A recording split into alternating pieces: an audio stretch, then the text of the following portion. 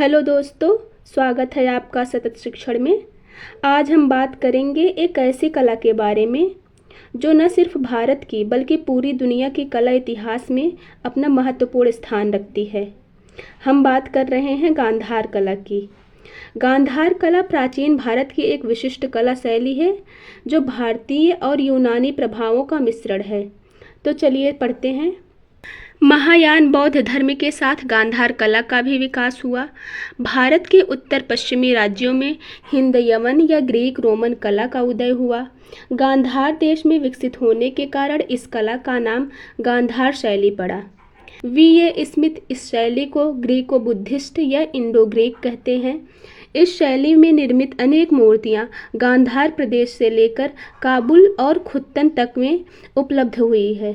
इस शैली का संबंध कुषाण नरेश कनिष्क से जोड़ा जाता है।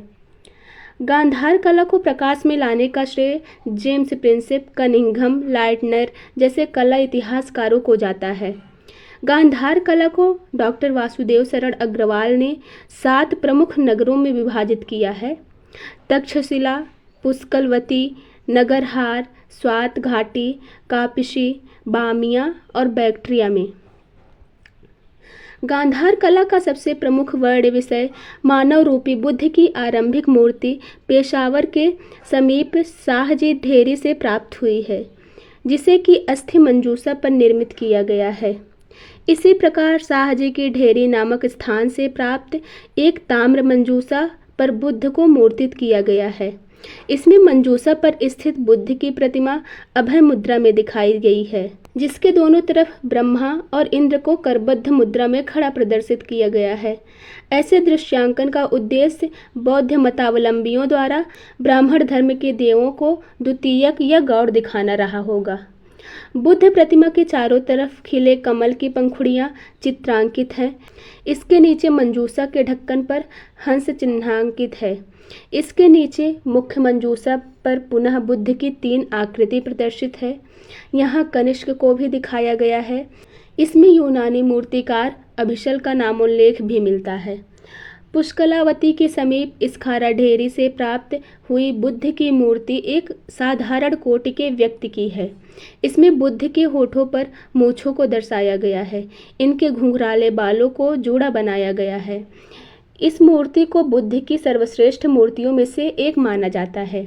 इसमें बुद्ध की आधी आंख बंद हुई उनकी यौगिक मुद्रा की ओर संकेत करता है। बुद्ध की मूर्ति के पीछे प्रभामंडल को दिखाया गया है। गांधार शैली में बोधिसत्व की मूर्तियां भी व्यापक मात्रा में प्राप्त हुई हैं। इसमें बुद्ध को राजकुमार या सिद्धार्थ के रूप में प्रस्तुत किया गया है। इसमें बोधिसत्व को हाथ में कमल लिए हुए अवलोकितेश्वर, प्रज्ञा पारमिता पुस्तक लिए हुए मंजुश्री, अमृत घट लिए हुए मैत्रेय तथा आभूषणों से अलंकृत दर्शाया गया है।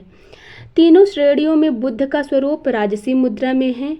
कहीं कहीं पर ये मूर्तियां यूनानी देवता अपोलो की याद दिलाती है। इसी कारण कुछ विद्वान इन्हें यूनानी हाथ परंतु भारतीय हृदय से बनी मूर्तियां भी कहते हैं, क्योंकि इनमें देशी और विदेशी दोनों तत्वों के दर्शन होते हैं। गांधार कला शैली में निर्मित कुछ बौद्धेतर ब्राह्मण देवी देवताओं की प्रतिमाएं भी प्राप्त हुई हैं। यहाँ से कुबेर, इंद्र, ब्रह्मा, सूर्य, हारती की मूर्तियां भी अधीनस्थ देव देवी मूर्तियों के रूप में दर्शाया गया है। सुखसारिका, हंस क्रीड़ा, प्रसादिका आदि नारी आकृतियों का भी चित्रांकन मिलता है। इसी प्रकार महाहार लिए सुंदरी, नृत्यरत 2 युवतियां, बांसुरी बजाती नायिका आदि को अति सुंदर मुद्रा में दर्शाया गया है। इन समस्त नारी आकृतियों में हमें एक रूपता का दर्शन होता है। जैसे सभी स्त्रियों के तन पर वस्त्रों का अभाव है, किंतु सबको विकसित आभूषण धारण किए हुए दर्शाया गया है। इन्हें क्षीण कटि में दर्शाया गया है। वासुदेव शरण अग्रवाल के अनुसार संपूर्ण भारतवर्ष में नारियों की इतनी सुंदर आकृतियां नहीं प्राप्त होती जितनी कि कपिशा से प्राप्त ये नारी आकृतियां हैं। अतः यह कहा जा सकता है कि गांधार कला के अंतर्गत मूर्तित मूर्तियों में बौद्ध मूर्तियों की बहुलता है। इन मूर्तियों ने अवंतरकालीन चीन, तुर्गिस्तान, मंगोलिया, कोरिया और जापान की बौद्ध कला को बहुत सीमा तक प्रभावित किया है। अतः भारतीय कला को विश्वव्यापी बनाने में यूनानी मूर्तिकारों का अभूतपूर्व योगदान माना जा सकता है।